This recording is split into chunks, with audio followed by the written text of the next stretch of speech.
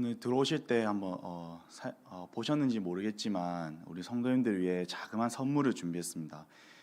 내일 들어오실 때 보시면 초콜릿과 그 다음에 이제 사탕이 배치되어 있을 것입니다. 그래서 들어오실 때 혹시 필요하신 분들은 가져가셔서 드시면서 아침을 깨우시면 좋을 것 같고, 또 하나는 성경 일독표를 배치해 놨습니다. 그래서 가져가셔가지고 올 한 해도 하나님의 말씀을 더 가까이에서 통독했으면 참 좋겠습니다. 오늘 이스라엘 자손이 애굽 땅을 떠난 지 3개월이 지났을 때 그들은 시내 광야에 이르게 됩니다. 다시 말해 이 모세와 그리고 이스라엘 백성들이 시내산에 도착하게 되죠.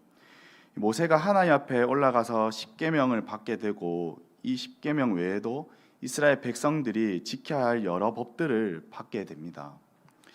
그게 21장부터 쭉 열거되는데요. 앞서 살펴봤던 21장부터 소개되는 이 다양한 율법은 하나님의 나라를 이루기 위한 세부 규정입니다.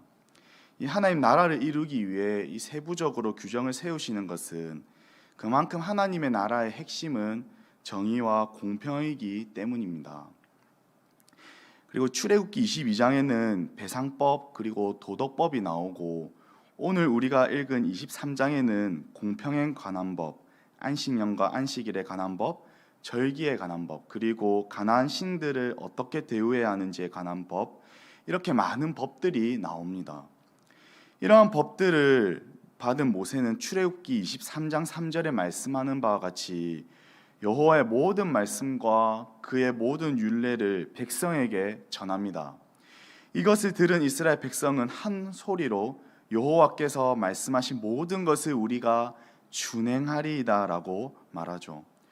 그러고 난 후 하나님께서 이스라엘 지도자들과 피의 언약식을 체결하십니다. 이 피의 언약식 가운데 제단에 뿌려진 피는 하나님의 용서를 상징하고요. 그리고 또 하나는 백성들에게 뿌려진 피는 순종을 요구하는 맹세를 상징합니다. 이 절반의 피는 은혜를, 또 나머지의 피는 거룩한 삶을 나타내는 것이죠. 이 25장부터는 성막의 기구들과 성막을 어떻게 만들어야 하는지를 말씀하십니다. 그런데 이 성막의 기구들과 성막을 만드는 내용을 잘 보면 하나님께서 필요한 재료와 그리고 만드는 방법 등 하나하나 자세히 말씀하시는 것을 볼 수가 있습니다. 이에 이스라엘 백성은 하나님이 정해주신 대로 만들고 하나님이 정해주신 대로 철저하게 관리해야 했습니다. 25장 8절에서 9절 말씀에 보시면 내가 그들 중에 거할 처소를 그들이 나를 위하여 짓되 무릇 내가 내게 보이는 모양대로 장막을 짓고 기구들도 그 모양을 따라 지을지니라고 하십니다. 하나님이 말씀하시는 대로 만들고 정해주신 대로 관리해야 하는 이유가 무엇일까요? 그것이 성막에 임재하시는 하나님을 왕으로 인정하는 것이기 때문입니다.